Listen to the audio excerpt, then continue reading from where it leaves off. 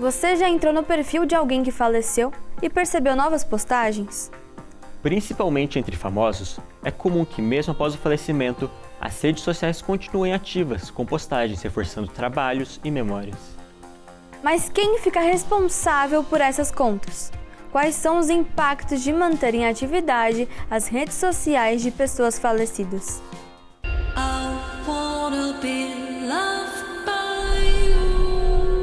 As redes sociais são uma ferramenta extremamente válida, proveitosa e necessária para a manutenção da carreira artística hoje em dia, creio que no mundo, né? No passado, quando as pessoas faleciam, as redes sociais muitas vezes ficavam inativas ou até mesmo desativadas. Hoje em dia, redes sociais como Instagram, Facebook, permitem que pessoas anônimas e também famosas tenham direito a criar um memorial. E hoje você consegue ter essas opções de desativar a conta, se você preferir, manter ali a privacidade dos dados daquele seu ente querido, ou você tem a opção também de deixar aquela conta como um espaço para receber homenagens, como se fosse um memorial físico, só que no mundo digital. O ambiente digital em si, ele tem muitos impactos na nossa vida prática e na nossa vida digital. Pensar na mera existência de um perfil de um usuário nas redes sociais, num ambiente digital, não é algo que gera um impacto, um reflexo direto no contexto jurídico. Esse impacto no contexto jurídico, no ambiente regulatório, ele acontece a partir daquilo que se faz com isso que está no universo digital. Então, a mera existência de um perfil não é um problema jurídico, mas o que se faz com esse perfil jurídico, ou melhor, o que se faz com esse perfil digital, com essa rede social, o que se faz com o nome desse usuário, com todo aquele legado digital que ele deixou, é o que vai ter reflexo no ambiente jurídico. Quando a gente pensa nessa busca, né, das pessoas comuns, do que elas esperam nas redes sociais de pessoas falecidas, né, de pessoas mortas, eu acredito que existem vários motivos, mas talvez o principal desses motivos seja um lugar de memória. Então, assim, nas minhas pesquisas, eu trabalhei analisando vários desses lugares, né, do que eu chamei, inclusive, de cemitérios digitais. Então, no final das contas, não difere muito dos espaços de cultos materiais, né? Por exemplo, quando a gente vai a um cemitério fazer uma homenagem póstuma a um ente querido, um amigo, enfim, ou mesmo aos fãs, né? Quando a gente fala de celebridades. Então, na verdade, o sentimento de pertença, o sentimento de memória, ele está muito correlacionado com essas homenagens. Isso migrou para as redes sociais. As redes sociais podem ajudar as pessoas a lidarem com o luto quando elas conseguem formar essas redes de conexão de pessoas que estão enlutadas e elas podem ser suportivas umas com as outras. Isso não é terapia, né? Mas isso pode ser um viés terapêutico, porque na nossa comunidade a gente tem dificuldade em ficar com a dor do outro. A gente tende a tentar silenciar, a gente tende a colocar prazo de validade para o luto, para o sofrimento, para as demonstrações. Então, quando alguém compartilha com a gente aquele luto, a gente pode achar redes de conexão, né, para estar junto, passando, atravessando aquela dor.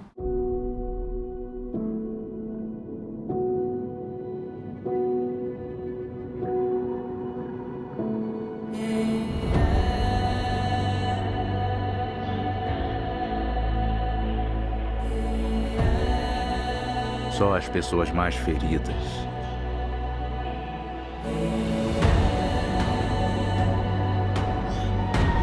podem ser grandes líderes.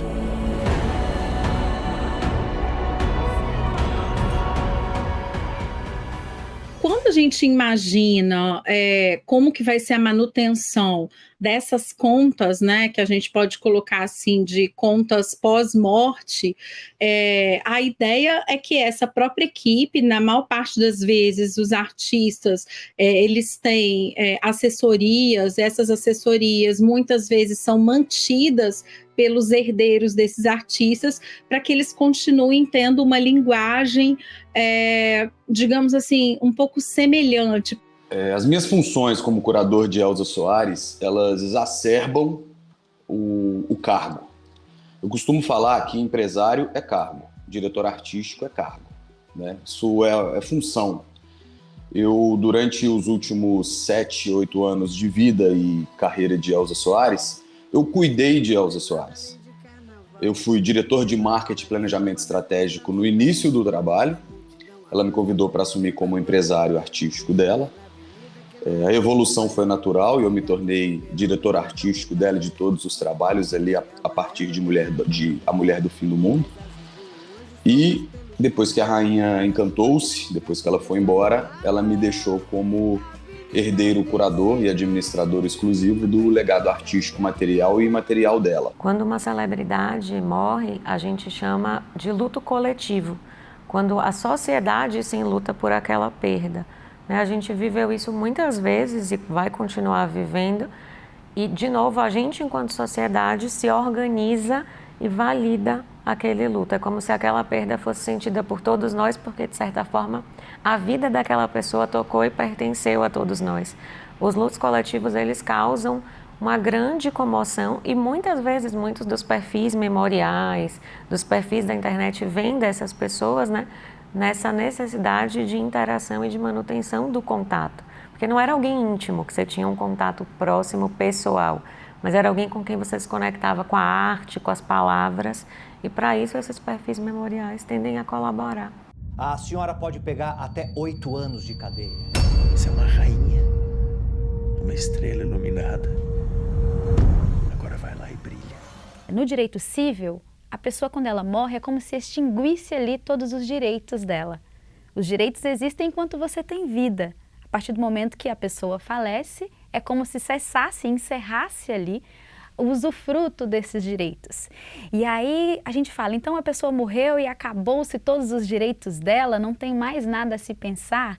Na verdade tem, porque eu tenho que pensar nas pessoas que estão relacionadas a essa pessoa que morreu, a sua família, por exemplo, a própria vontade que essa pessoa que morreu expressou durante a sua vida.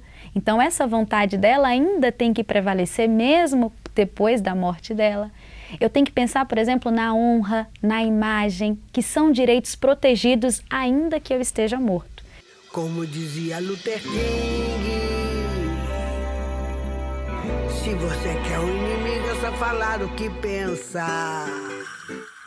Hoje, as redes sociais, elas regem duas principais leis. Na Europa, nós temos a GDPR e aqui no Brasil, a LGPD, que é a Lei Geral de Proteção de Dados. E essa lei fala muito sobre privacidade e anonimização das informações. Se uma pessoa que faleceu teve ali a sua foto utilizada de forma indevida, é obrigação dessas redes sociais, em até 24 horas, excluir aquele tipo de conteúdo. Se no direito, de uma forma geral, os direitos se encerram com a morte, então toda vez que eu pensar na pessoa falecida, eu não tenho que pensar nela, eu tenho que pensar no legado dela, em quem ela deixou, nos familiares dela, nos filhos, na esposa, nos pais, porque o direito volta a surgir em relação a essa pessoa que morreu para quem ficou, para quem ainda está vivo. Então é o mesmo ponto de novo, a LGPD não vai proteger necessariamente o dado de quem faleceu, mas ela vai proteger o reflexo que esses dados pessoais têm na vida dos seus familiares, daqueles que ainda têm uma correlação com essa pessoa falecida.